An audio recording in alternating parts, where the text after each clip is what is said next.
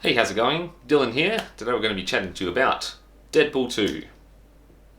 So Deadpool 2 is directed by David Leitch, stars Ryan Reynolds, Josh Brolin, Zazie Beetz, a bunch of other people. Really big cast of tiny roles, as you'd expect from a Deadpool movie. I went to see this yesterday with a bunch of mates in the cinema, opening weekend. Really enjoyed what I saw. A few things to say about it though, definitely. Number one, I think that Deadpool 1 is still my preferred movie. A lot of the humour especially landed a lot better in the first film than it did seem to in the second film. A lot more percentage of it. So overall, the first one for me, when I went to see it in the cinemas, everyone was laughing. Like everyone in the cinema. Deadpool 2, there was a few moments in the film where everyone burst out laughing, but there was definitely nowhere near the same amount of humour there. And I think that's because it's starting to get long in the tooth. You know, the shock factor's gone of the first film, and although a lot of them were quite funny, I won't deny that a lot of them landed really well, but there was still a high percentage of stuff that didn't really resonate with the audience, or seemed to in the cinema. So Deadpool 1 was directed by a guy who was the head of a visual effects studio, and it really showed with the budget that they had how good the VFX actually turned out in the first one.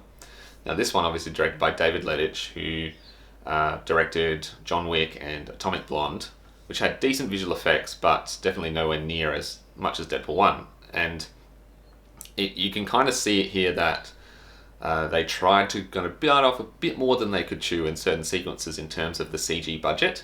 There's a certain sequence with Domino running around in slow motion, like a continuous one take, and the CG falls completely apart, in my opinion, in the middle of that sequence.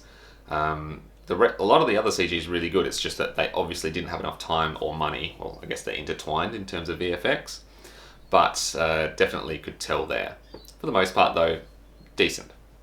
In terms of characters, there's a lot of returning characters from the first film, like the side characters of the X-Men, Colossus and Negasonic Teenage Warhead, and some new faces there. Really well cast as always. Josh Brolin as Cable, fantastic. Zazie Beetz as Domino, fantastic. Really well cast and great characters, great writing for them. It's actually quite funny, a lot of their stuff, especially Domino's stuff. The way Domino interacts with Deadpool, it's good chemistry. Same with Cable. The basic plot of the film, which you may have seen some of the trailers, I won't go any further than that, but they're trying to save a kid from Cable, who's come back in time to get him. And he has to put a team together, which he calls the X-Force, obviously. So, leads on from that. I'm not going to reveal any more spoilers, obviously.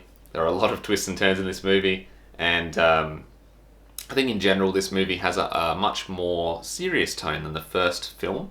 The first film felt like it was a lot of jokes. There's a tiny bit of love story in there, obviously, but the second film, they definitely injected a lot more drama or like seriousness to the role and emotional stuff with Deadpool's character. And I think it worked. It felt good, actually. It felt quite serious and correct for what the movie was, and which I was pretty surprised by the amount of that in there, but it seemed to work pretty well.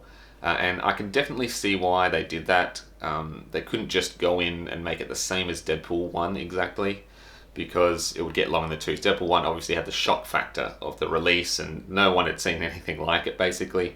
Whereas this one, how do you follow that up, really?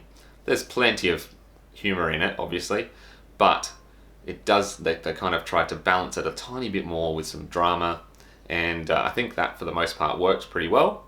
I still prefer Deadpool 1 myself as a movie, but this one definitely has some of the better characters in it, and character backstory and building. I do have to mention, as always, that it is shot on anamorphic lenses. Looks great. Fantastic. So I'm going to give Deadpool 2 a 7 out of 10. Definitely prefer the first one, as I said, but decent entry in the franchise. I'll be picking it up when it comes out on Blu-ray or Ultra HD, depending on how it comes out in Australia, obviously. Hope you enjoyed my review of Deadpool 2, which is out in cinemas now, worldwide, I believe. Comment below what you thought of the film. Let me know on Twitter. Follow me on the links below. Leave a like if you enjoyed the video. Subscribe if you want to see more, and hit that bell button to be notified when videos upload. Got plenty coming this next few weeks. Sorry about the week. I've had almost no sleep because of the new baby, but I'm trying to get back into it. So look forward to those. I've got this one coming up. I've got a review of the fantastic Kodachrome, bunch of Blu-ray overviews, and some super secret early review stuff. So till next time,